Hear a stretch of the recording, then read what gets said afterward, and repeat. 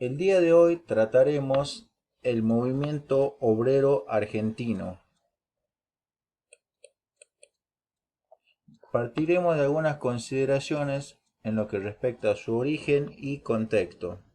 En cuanto a su origen, podemos decir que el movimiento obrero surge de la revolución industrial en países como Inglaterra, en donde la falta de derechos de trabajadores era realmente alarmante debido a que se trataba de un proceso de mecanización en donde el hombre es comparado con una máquina que no debía agotarse nunca y realizar tareas repetitivas durante largos periodos de tiempo sin ningún tipo de descanso ni una vida digna fuera de la fábrica. En cuanto a su contexto, debemos decir que surge en una Argentina que era básicamente rural y que estaba muy poco poblada. Ya en unas pocas décadas el país establece un moderno sistema capitalista de tipo agroexportador que proveía de alimentos a gran parte del mundo. Durante este periodo muchos historiadores han llamado a la Argentina como el granero del mundo debido a su capacidad de producción, sobre todo de materia prima, que era enviada a Europa para ser procesada y vendida en los mercados de todo el mundo. Para impulsar tal crecimiento en tan poco tiempo fueron necesarias más que las medidas gubernamentales que apoyaran este proceso y la inversión de grandes capitales.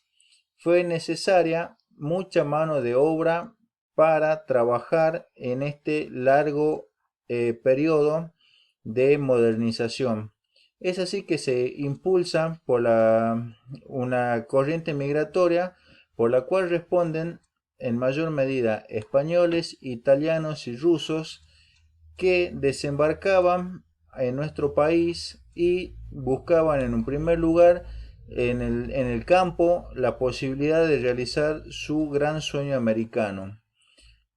Es así que el trabajo agrario limita la posibilidad de asociación en un primer momento debido a las condiciones en las que se realiza y todo se resolvía entre particulares, esto quiere decir entre el patrón y el peón rural. Es así que que con el tiempo la mano de obra empieza a ser abundante en el campo, debido al fenómeno de mecanización y de modernización que cada vez hace más prescindible al ser humano. Entonces, ante esta situación, surge un movimiento migratorio de las poblaciones que se desplazan desde el campo a nuevos núcleos urbanos para desarrollarse y tratar de sobrevivir. Es así en este proceso que los socialistas y anarquistas tienen un gran protagonismo, ya que al llegar de Europa traen consigo sus ideas obreras que comenzaban a desarrollarse en aquel periodo. Fueron así fundamentalmente socialistas y anarquistas las dos grandes corrientes que hicieron eco en una clase obrera local que venía siendo explotada desde el inicio de este proceso de modernización en el país. Particularmente los socialistas seguían las ideas de Marx y creían en la lucha de clases entre el obrero y el capitalista. Se debía tomar el poder mediante una revolución y establecer un tipo de economía que favoreciera a todos y no una economía capitalista. A fines del siglo XIX, algunos socialistas ya abandonan esta idea drástica de una revolución por una de la creación de los partidos políticos que ganarían las elecciones y lograrían los cambios de manera pacífica y gradual. Por parte de los anarquistas eran partidarios de una sociedad sin Estado y de una organización sin autoridades. Únicamente estarían dirigidos por una asamblea en la que deberían participar todos y tomar las decisiones en conjunto. Es de suponer que proponen la eliminación de toda forma de opresión, ya sea del Estado, de los patrones o de la Iglesia.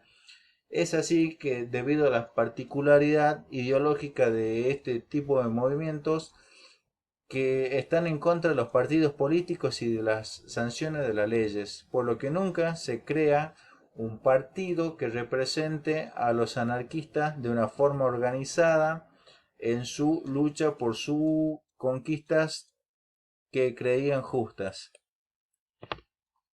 Continuando en el periodo de estudio, se puede avanzar un poco más y decir que ya en 1878 se crea en Buenos Aires la primera organización obrera del país. Hacemos referencia a la Sociedad Tipográfica Bonaerense. Este tipo de organización obrera surge a partir de que los patrones quieren producir una rebaja en los salarios y ante la negativa de los obreros de aceptar esta decisión, los patrones deciden contratar personal del Uruguay que venga a suplir sus tareas y en una actitud organizada y colaborativa logran rechazar esta medida, evitando que los uruguayos ocupen su lugar y logrando no solo la rebaja de los salarios, gracias a que los uruguayos se niegan a tomar sus puestos, y logran además una reducción de las horas de trabajo en un sentido proporcional bastante beneficioso. Continuando, ya durante los principios del siglo XX el movimiento obrero argentino es una realidad. Cada vez surgen más sindicatos debido a los oficios y cada uno es más organizado. Durante este periodo podemos decir que el movimiento obrero tiene su época de oro, en la que consigue la mayor cantidad de logros ante la impotencia de los patrones. Pero esto cambiará más adelante, ya que hay una crisis del movimiento. No solo del movimiento, sino que hablamos de una crisis capitalista mundial, en la que el movimiento particularmente enfrenta dos tipos de problemas. Por un lado, el desempleo a gran escala provocará un tipo de suburbanización con la aparición de las villas miserias que continúan aún hoy en día, y además un movimiento poblacional inverso en el que los inmigrantes buscan volver a su patria. Debemos recordar que el movimiento obrero en su base está compuesta principalmente por extranjeros y peones de nuestro país. Ante todas estas circunstancias, la clase obrera, la clase dirigente lo que hace es reprimir. Aquí resalta la figura de Falcón, que es el jefe de policía encargado de grandes operativos y será recordado como un jefe de policía que aplicó mano dura extremadamente en muchas situaciones, logrando sofocar manifestaciones y huelgas, y el responsable de varias muertes en aquellos hechos violentos.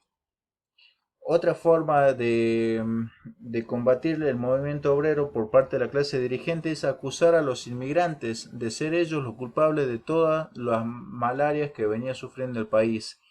Es así que se aprueba la ley de residencia.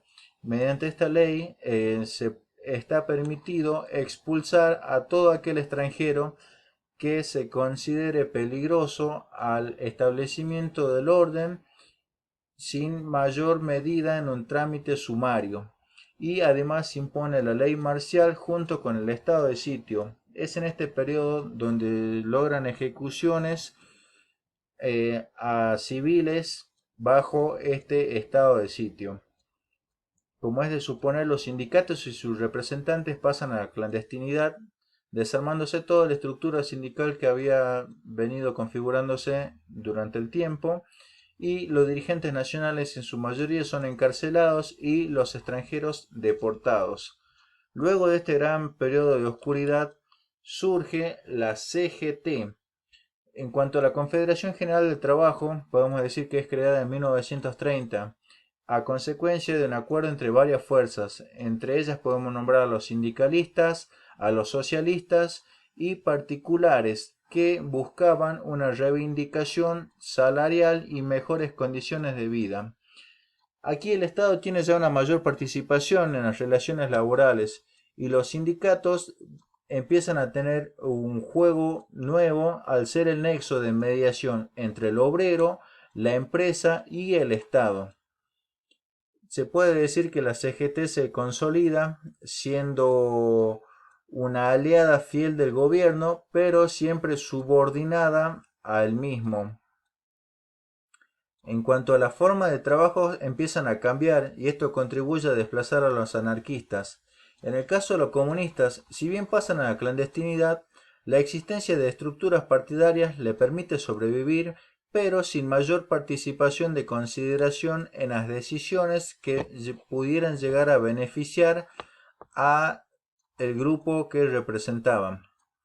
Por último, trataremos un tema sumamente interesante que muchas veces está dejado de lado y es el de las mujeres en el movimiento obrero. Debemos considerar que el desarrollo capitalista en este periodo sigue las pautas de los países avanzados, apuntando a la segregación sexual, salarios diferenciados y una calificación sexual de acuerdo a los empleos. De esta forma, se quiere decir que en aquellos empleos donde el hombre y la mujer realicen iguales tareas en iguales periodos de tiempo, la mujer siempre cobra poco menos por igual que hacer. Y mayormente hay una especie de clasificación en el cual hay ciertos empleos que son exclusivos para mujeres, sobre todo en lo dedicado a los textil y su producción. En esta nueva búsqueda de conquistas, no solo se enfrentan ante la estructura gubernamentales y oligárquicas de los empresarios, sino también dentro de su propio movimiento que defienden, ya que no los reconocen como sus pares. Es así que la mujer representa en sí un gran ejemplo de lucha, debido a que no solo tuvo que enfrentarse fuera del partido, sino aún dentro del mismo para lograr así conseguir sus ansiadas derechos. Por eso podemos decir que la mujer estuvo en el movimiento sindical desde su comienzo, existiendo incluso sindicatos exclusivamente femeninos. De esta forma vamos llegando al final del video, contemplando que el movimiento obrero asume características que vienen de ultramar, pero que se desarrollan en un contexto particular, el cual le da tintes que lo diferencia del resto del mundo. Es así que el movimiento obrero tiene altas y bajas en este periodo de estudio y al día de hoy continúa con su accionar, pero muchas veces limitado ante las acciones egoístas de los principales representantes de los sindicatos. Desde ya muchas gracias por su atención y que estén bien. Buenas noches.